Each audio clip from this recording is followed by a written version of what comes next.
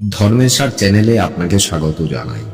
কোন তিন কারণে পকেট সবসময় খালি থাকে আপনার? এই বিষয়ে চাণক্য বিভিন্ন সমাধান দিয়েছেন।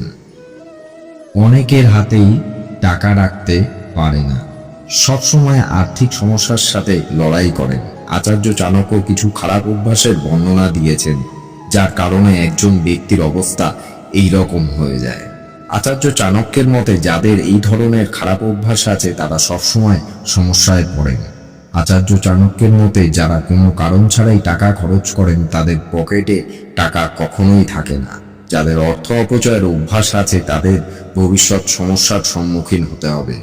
এটা বিশ্বাস করা হয় যে যারা তাদের সম্পত্তি নিয়ে বা সম্পদ নিয়ে গর্ব করে তাদের ওপর সম্পদের দেবী লক্ষ্মী রেগে যান। আচার্য চাণক্যের মতে অর্থের ক্ষেত্রে কখনোই একজন ব্যক্তির অতিরিক্ত কৃপণতা করা উচিত নয়। একজন কৃপণের টাকা কোনো না কোনোভাবে খরচ হয়ে যায়, অন্যদিকে যে দরিদ্রদের দান করে সে ধনী হয়ে যায়।